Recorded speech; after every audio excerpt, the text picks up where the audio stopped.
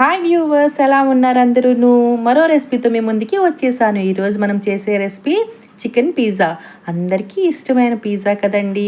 మరి చాలా హెల్తీ ప్రాసెస్లో చేసేద్దామా? మరి ఈస్ట్ వేయకుండా, మైదా కాకుండా, తర్వాత ఓవెన్ కూడా లేకుండా చాలా ఈజీ ప్రాసెస్లో చేసేద్దాం. మరి కొత్తగా నా ఛానల్ని చూసేవారందరూ సబ్స్క్రైబ్ చేసుకోండి అబ్బా.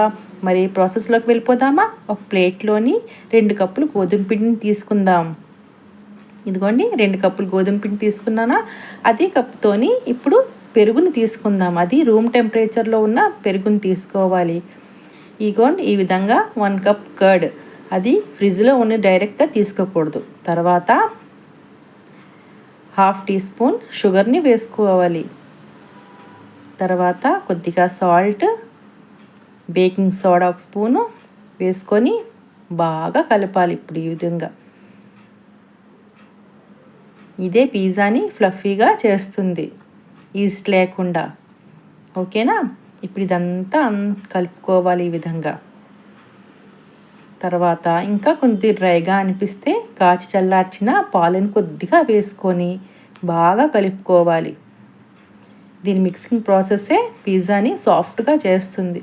తర్వాత 2 స్పూన్లు ఆయిల్ వేసుకొని ఒక 15 మినిట్స్ వరకు బాగా మిక్స్ చేస్తూ ఉండాలి. ఈ విధంగా కొంచెం స్టిక్కీనెస్ అనేది రావాలి. ఈ విధంగా ఇలా వచ్చిన తర్వాత ఇదంతా ఈ డో అంతా తీసుకొని ఒక బాక్స్లో పెట్టేసుకోవాలి. ఇలా పెట్టిన తర్వాత పైన కొద్దిగా ఆయిల్ని అప్లై చేసుకొని గాలి చొరవని ప్లేస్లో పెట్టాలి. ఇప్పుడు రైనీ సీజన్ కదా, అంత తొందరగా ఫర్మెంట్ జరగదు కాబట్టి నేను కుక్కర్లో పెట్టేసి 1 అవర్ వరకు పక్కన పెట్టేస్తాను. ఇదిగోండి ఈ విధంగా మూత పెట్టేసానా. ఇప్పుడు కుక్కర్లోని ఈ బాక్స్ని పెట్టేసి మూత పెట్టేసి 1 అవర్ వరకు ఫర్మెంటేషన్ కోసం పక్కన పెట్టేద్దాం. 1 అవర్ తర్వాత చూద్దామా మరి.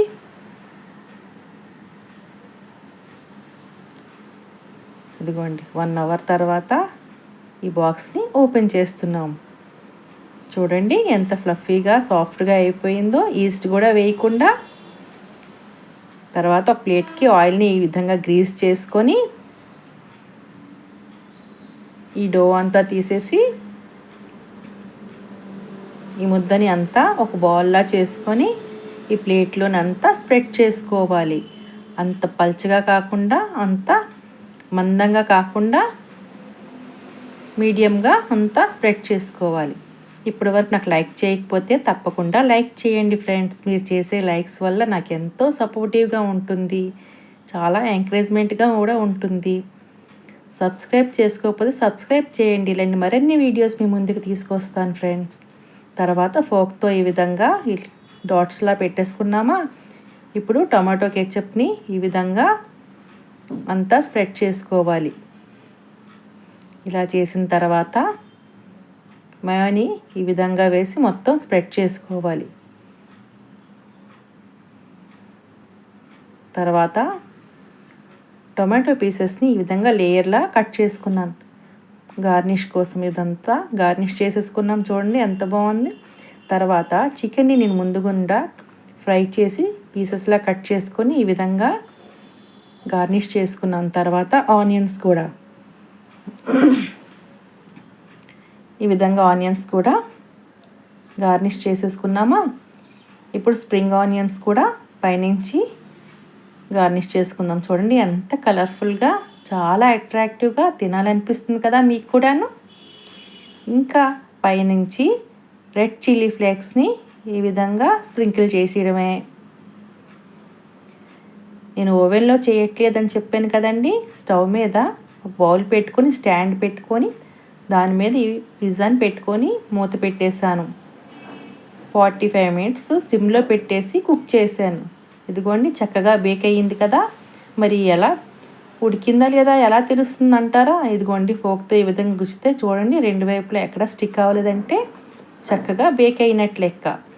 ఇప్పుడు వేడిగా ప్లేట్లోని తీసి ప్లేటింగ్ చేసుకుందామా. తర్వాత మీకు నచ్చినట్టు కట్ చేసుకొని టమాటో కెచప్తోని హ్యాపీగా డిప్ చేస్తూ ఈ చల్లటి వాతావరణం తింటే భలే ఉంటుంది కదా. మరి మీరు కూడా తప్పకుండా ట్రై చేయండి. తప్పకుండా లైక్, షేర్, సబ్స్క్రైబ్ చేయండి. మరిన్ని వీడియోస్ మీ ముందుకు తీసుకొస్తాను. Thank you for watching.